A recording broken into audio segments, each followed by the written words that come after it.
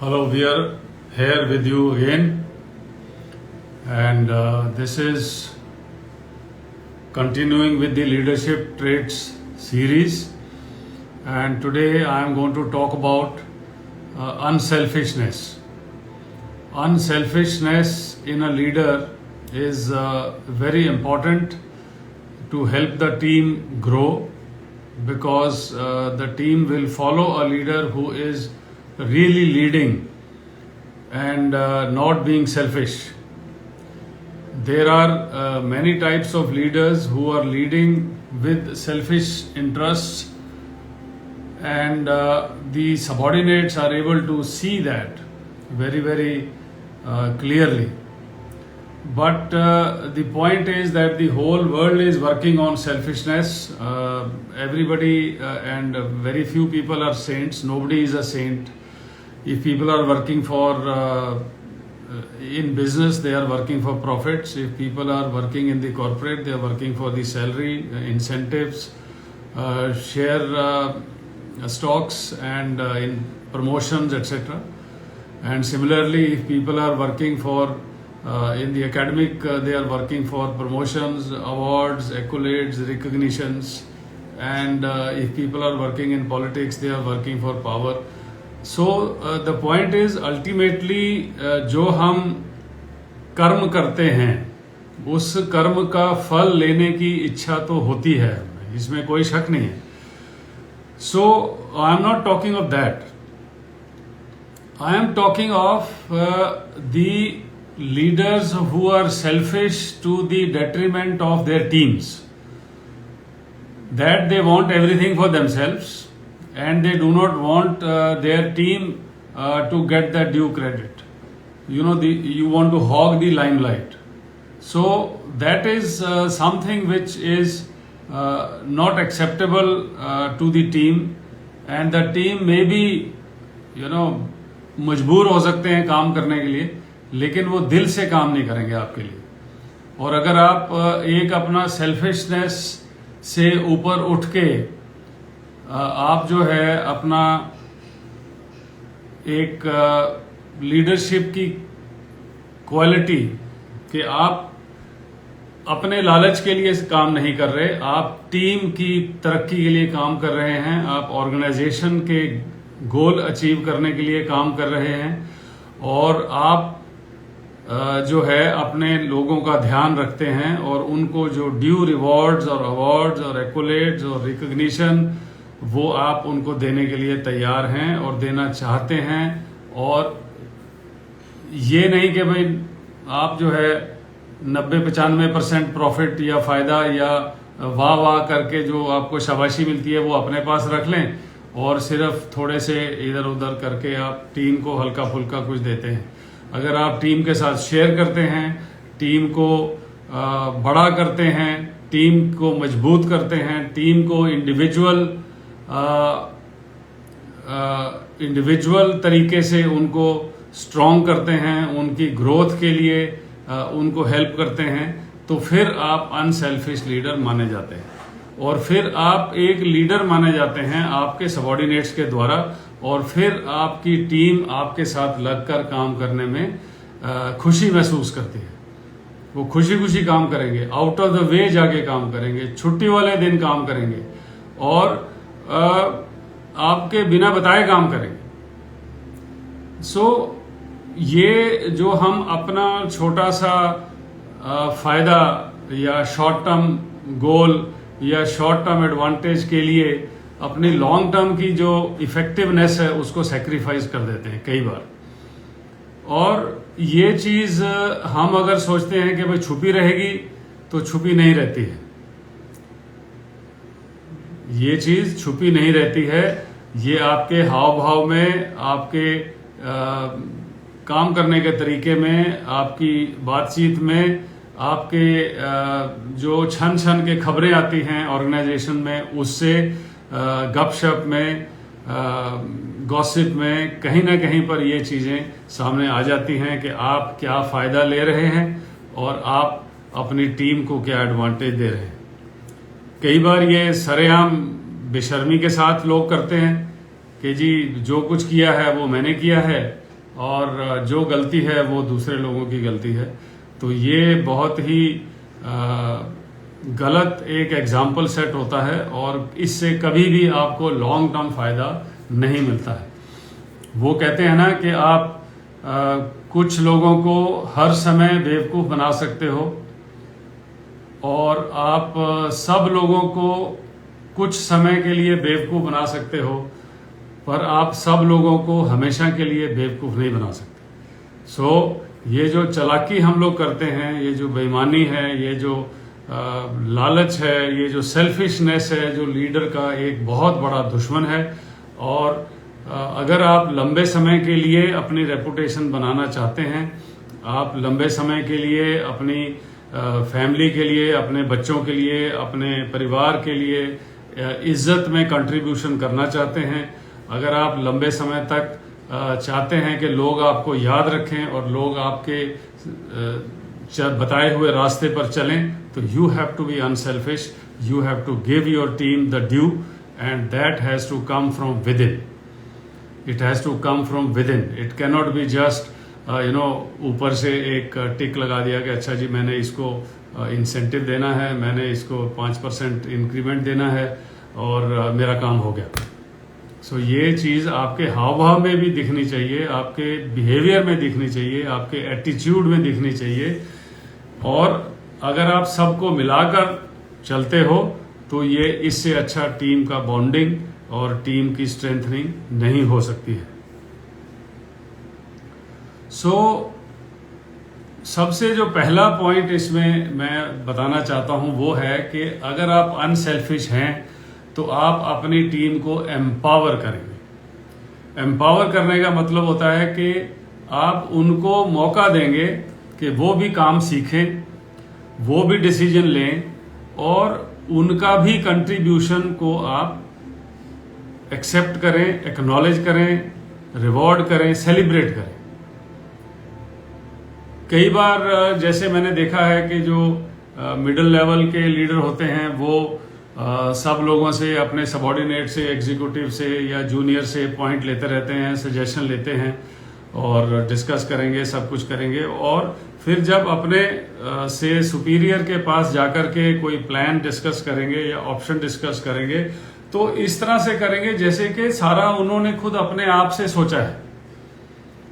और अगर वहां पर जाकर आप ये कहें कि भाई सो एंड सो ने भी कंट्रीब्यूट किया है और ये उसका आइडिया है और मेरी टीम इस तरह से सोच रही है और मैंने ऐसा सोचा था, उन्होंने ऐसा बताया, तो फाइनली हम लोग ये प्लान बना करके आए हैं आपके पास, तो जो सुपीरियर है वो आपके बारे में भी अच्छा सोचेगा कि ये देखो आदमी लालची नहीं है, बेईमान नहीं है, झूठा नहीं है, मक्कार नहीं है और ये ईमानदारी से बता रहा है कि भाई मेरे कुछ लोग हैं वो भी काम कर रहे हैं और मेरी टीम कंट्रीब्यूट कर रही है।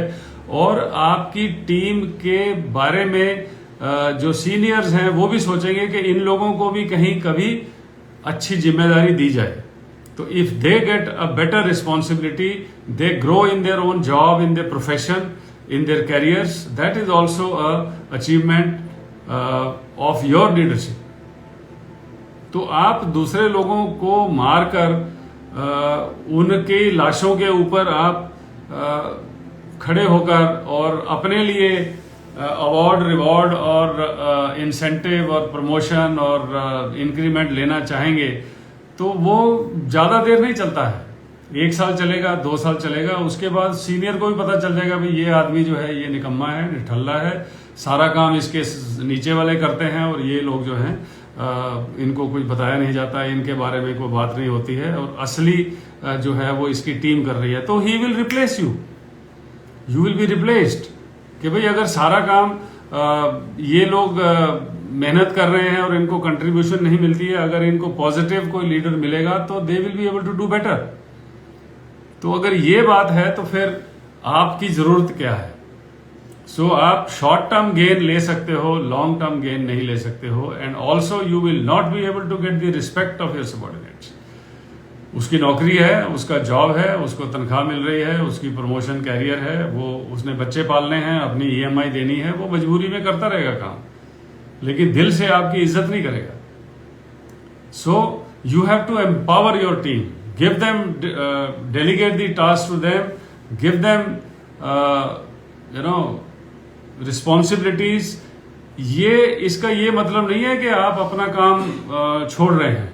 आपने गाइडेंस करना है, डायरेक्शन देनी है, लेकिन जो लोग काम कर रहे हैं उनका आपने हौसला अफजाई करनी है, उनको रिकग्निशन देना है, उनको प्रोजेक्ट करना है, सो दैट वो भी धीरे धीरे अपना कॉन्फिडेंस गेन करें, एक्सपीरियंस गेन करें, उनको भी रिकग्निशन मिले, और in due course of time they also get to improve their career prospects. जब मोरल बूस्टिंग, पब्लिकली उनको हल्लाशेरी करना, वो भी आपको करना पड़ता है. And then it should come, as I was saying and I keep on saying, it should come genuinely from inside, not as a tick mark in a list. दूसरा पॉइंट यह है कि आपको अपनी टीम की डेवलपमेंट के लिए investment भी करना पड़ेगा. इन्वेस्टमेंट का मतलब है आपको टाइम लगाना पड़ेगा, उनको आपने कोचिंग करनी है, उनको डेवलपमेंट करनी है, उनको कोई कोर्स कराना है, उनको कहीं आपने किसी और तरह से एक्सपोजर देना है, और उनको भी डेवलप होने का मौका दिया जाए. तो ये भी बहुत जरूरी है, क्योंकि अगर आपकी टीम वही की वही रहे तो आप भी वहीं के वहीं रहेंगे. अगर आपकी टीम की काबिलियत बढ़ती है तो आपकी भी काबिलियत बढ़ती है. अगर एग्जाम्पल के तौर पर आपके पास कोई टीम में कोई सॉफ्टवेयर की जरूरत है, अगर आप सॉफ्टवेयर को अपग्रेड करते हैं तो दो आदमी डेस्कटॉप पे काम कर रहा है उसको भी आसानी हो जाएगी. इसी तरह से अगर आप किसी को कोई कोर्स करवाते हैं कि भाई आप ये कर लीजिए, ये कर लीजिए, ये कर लीजिए, और ऑर्गेनाइजेशन आपको सब्सिडाइज करेगी आपकी फीस, या आपकी फीस दे दी जाएगी पूरी, तो फिर वो आदमी जो काम सीखेगा वो अच्छा काम करेगा, तो ऑर्गेनाइजेशन की एफिशिएंसी बनेगी. चाहे वो जो फायदा है वो उसके दिमाग में है, वो परमानेंट उसका पर्सनल फायदा है, जो वो सीख रहा है, जो स्किल उसने सीखी है वो उसकी पर्सनल स्किल है, उसके साथ ही रहेगी. लेकिन जब तक वो आपके साथ काम करेगा, he is contributing to your success. और उसको क्या अच्छा लगेगा कि I have gained a skill, तो जब भी कभी वो कहीं और मूव ऑन करता है, he will take that skill with you, but then that's fine. That is what development of your juniors is. तो you have to spend time, effort, money, resources to the development of your subordinates, and that is it is good for the long term success. कई बार मैंने देखा है कि जो promoters हैं या जो फाइनेंशियल ऑफिसर्स हैं वो ये सोचते हैं यार ये खर्चा इतना क्यों करना है, इससे क्या फायदा है, इस महीने क्या फायदा होगा, इसके बजट में, इस क्वार्टर में क्या फायदा होगा. सो वो जो मंथली और क्वार्टरली बजट के फायदे की हम बात सोचते हैं, ये चीजें आपको मंथली और क्वार्टरली बजट में फायदा नहीं पहुंचाएंगे, ये आपको लॉन्ग टर्म में फायदा पहुंचाएंगे. अगर आपके लोगों की एफिशिएंसी बढ़ती है तो वो it will show in long term. हो सकता है 1 साल 2 साल में आपको दिखाई दे, हो सकता है आपको तुरंत ही दिखाई देना शुरू हो जाए. अगर मान लीजिए आपकी टेंडर टीम है, वो टेंडर में काम कर रहे हैं और उनको जो है कोई अपग्रेडेड सब्सक्रिप्शन चाहिए, तो आपको लगे भाई इसमें यार अभी 80,000 रुपये लगेंगे, इसमें 1.5 लाख रुपए लगेगा, तो वो आपको, या कोई आपका एचआर है, वो आपको कोई एचआर रिसोर्सिंग वाली कोई साइट चाहिए, उसमें आपको 50,000 लगेंगे, तो आप उसके ऊपर अगर सोचते रहोगे तो फिर वो घसीट घसाट के ही काम चलेगा. लेकिन अगर आप वो इन्वेस्ट कर देते हो, and then you will be reaping the benefit many folds. So it is a long term benefit for which you should be able to invest something and empower your subordinates, help them develop and help them to contribute more as per their enhanced capabilities. The third is a culture of collaboration. Collaboration, मैंने जैसे पहला point बताया था कि भाई आप सब कुछ ये सोचें कि भाई ये मेरे लिए मेरे सबॉर्डिनेट जो हैं, they are my subservient people, they will work as per my orders and then they will give it to me, and then I am the one who is going to do everything and going to get all credit. So आप जो हैं selfish भी हो जाते हैं और आप micro manage करते हैं, हर चीज को कंट्रोल करते हैं, और सब लोग जो हैं आपसे डरे डरे रहेंगे कि भाई ये पता नहीं गलती ना हो जाए, गलती हो जाएगी तो पता नहीं क्या हो जाएगा। और उसमें क्या है कि आपका इंडिविजुअल 1-to-1 भी प्रॉब्लम है, और आप अगर सीनियर पोजीशन पर हैं, आपके पास कई सारे डिपार्टमेंट हैं, सो डिपार्टमेंट्स को भी आपस में कोलैबोरेशन से मिलजुल कर काम करने की आदत आपको डालनी पड़ेगी। अभी they can't be in silos कि भाई एक डिपार्टमेंट है वर्टिकल है और ऊपर में सीईओ है, दूसरा डिपार्टमेंट है वो वर्टिकल है सीईओ है, और उनको सीईओ ही आपस में कोऑर्डिनेट कर रहा है, वो नहीं होना चाहिए। पैरेलल में आपकी कोलैबोरेशन चलती रहनी चाहिए, so that you are more effective, the organisation is more effective, less time is wasted, and thereafter people are also comfortable, there is no fear of backbiting politics, office politics, या ये ना लगे कि भाई मैंने ये किया तो मैं ऊपर चढ़ जाऊं, मेरे को ये मिल जाए, दूसरा कहे जी नहीं मैंने किया है मैं चला जाऊं। तो ये जो इंडिविजुअल डिपार्टमेंट्स की जो कंपटीशन है, आपस में जो मारामारी है, वो भी नहीं होनी चाहिए। उसके लिए भी आपको कोलैबोरेशन की एक कल्चर अपनी ऑर्गेनाइजेशन में पैदा करना पड़ेगा। और उसके साथ में जो है लास्ट पॉइंट मैं आपको ये बोलना चाहता हूं कि अनसेल्फिशनेस का मतलब ये नहीं है कि अपनी देखभाल ना करें। जैसे मैंने पहले बताया था कि सारी की सारी सिर्फ अपनी देखभाल करेंगे तो फिर टीम मर जाएगी आपकी। लेकिन आप टीम का भी ध्यान रखें, ऑर्गेनाइजेशन का भी ध्यान रखें, अपना भी ध्यान रखें। आपको अगर ब्रेक चाहिए, आपको अगर रेस्ट चाहिए, आपको अगर हॉलीडे चाहिए, आपको जो है फैमिली के साथ टाइम चाहिए, तो जो वर्क लाइफ बैलेंस है वो भी आपको अपना मेंटेन करना पड़ेगा। और उसके साथ साथ आपने अपना भी फिजिकल फिटनेस, अपनी मेंटल स्टेट और हर तरह से अपने आप को भी डेवलप करना है। Self development is also required. You have to do lot of critical thinking, introspection, और अपने काम को एक ड्यूटी समझ के नहीं करना है। अपने काम को एक धर्म समझ के अगर आप करते हैं, एक रिस्पॉन्सिबिलिटी को आप इज्जत के साथ रिस्पॉन्सिबिलिटी समझते हैं, और गुस्से के साथ या लाचारी के साथ रिस्पॉन्सिबिलिटी नहीं समझते हैं, तो आपको हमेशा अपना काम करने में, अपना काम करवाने में आसानी होती है। और ये जो चीज मैं आपको बता रहा हूं, ये ऐसा नहीं है कि ये एक बिल्कुल ठीक चीज है तो इसलिए करनी चाहिए। ये स्ट्रेटेजिक चीज है, ये आपको रिजल्ट उसी हिसाब से देती है, सो दैट आपको ये एक मतलब काम करने का एक तरीका है। और अगर आप इस तरीके को नेचुरली अपने अंदर से, अपने मन से, अपने बिहेवियर से फॉलो करा सकते हैं, तो तब जो है इसका असर आपको कई गुना मिलता है। और इसीलिए ये कोई ट्रिक नहीं है, ये कोई टिप नहीं है कि जी आप 10 tips to be a good leader and all. It has to come from within, and it is a necessary style of leadership for a long term success.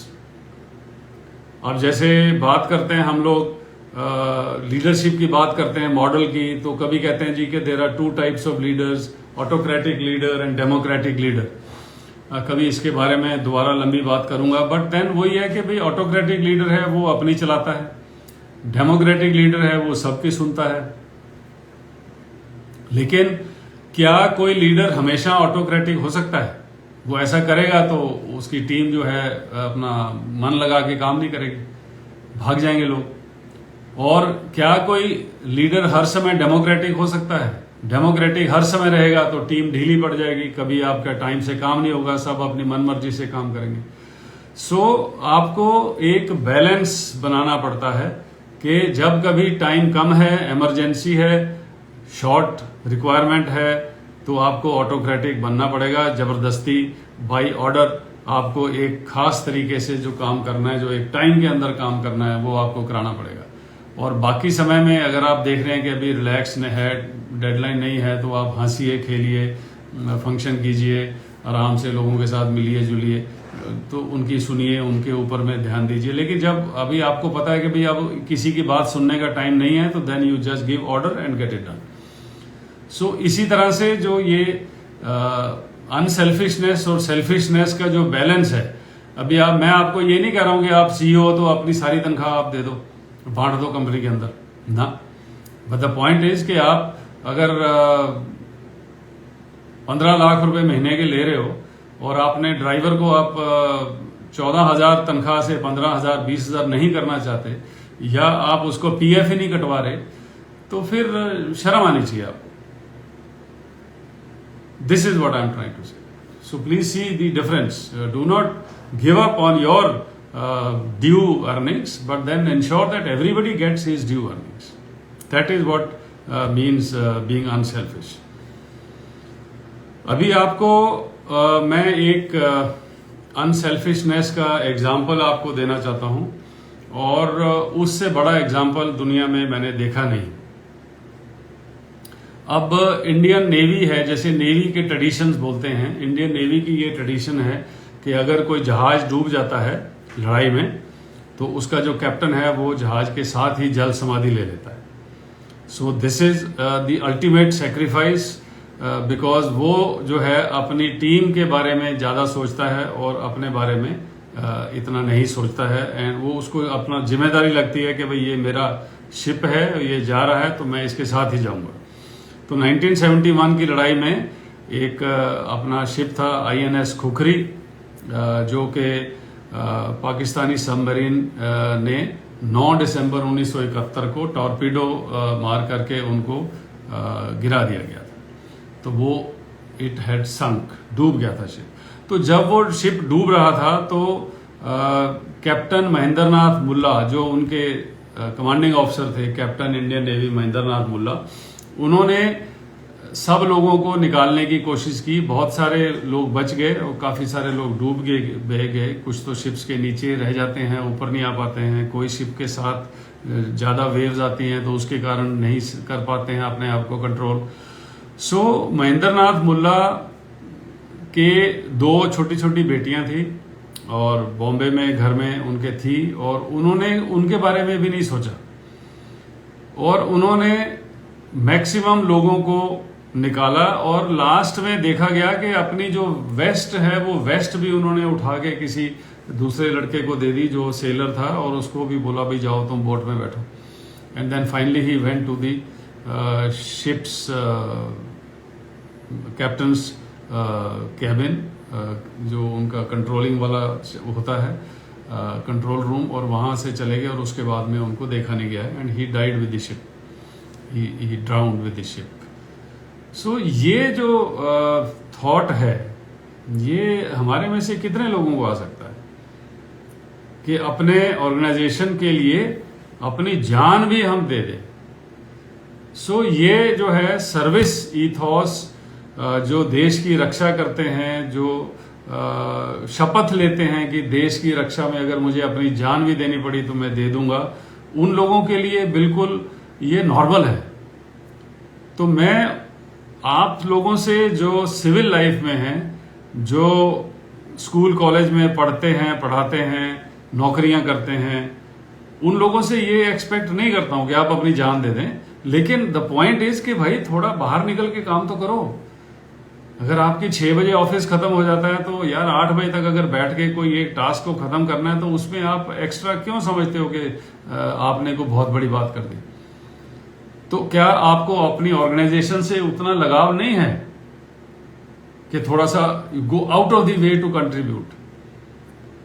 So this is, अगर ये आप पैदा कर लें अपने में, तो आपको थोड़े समय के लिए लगेगा कि भाई मेरे को मेरा नाजायज फायदा उठाया जा रहा है ना।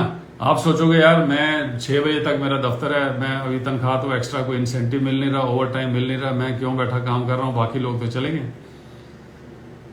तो आप सोचोगे यार ये मैं शरीफ आदमी हूं, मैं अच्छी मेहनत करता हूं, तो ये जो है ना मेरा जो बॉस है मेरा नाजायज फायदा उठा रहा है। कोई बात नहीं, उठा रहा होगा। द पॉइंट इज कि ये आपकी हैबिट और ये आपकी जो रेपुटेशन है, जो आपका करेक्टर बन रहा है, जो आपकी पर्सनैलिटी बन रही है, this is a long term gift that you will give to yourself.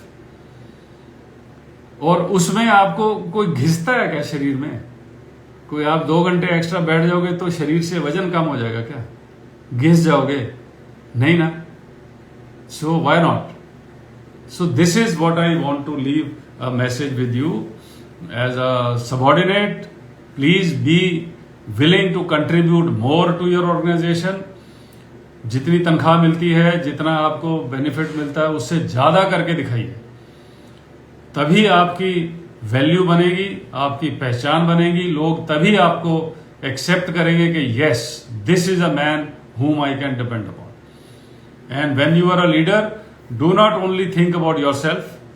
सिर्फ अपना ही लालच, अपना ही पैसा, अपना ही घर, अपना ही गाड़ी, अपना ही ट्रांसपोर्ट और अपना ही फायदा और कंपनी और ऑर्गेनाइजेशन के पैसे का जितना भी नाजायज फायदा आप उठा सकें वो उठाना.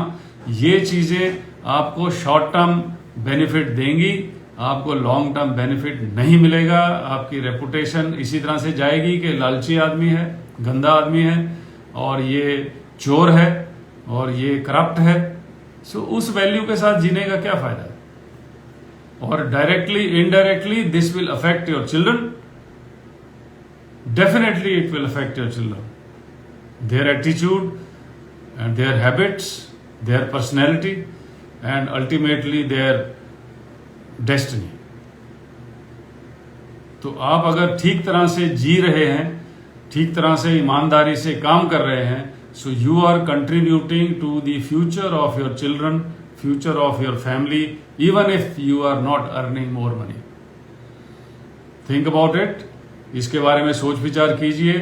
I hope this gives you some clarity and this gives you some freedom from the guilt कि मैं ज़्यादा काम कर रहा हूँ तो मेरा नाजायज़ फ़ायदा उठा रहे हैं. नाजायज़ फ़ायदा नहीं होता है. It is giving you an opportunity to grow.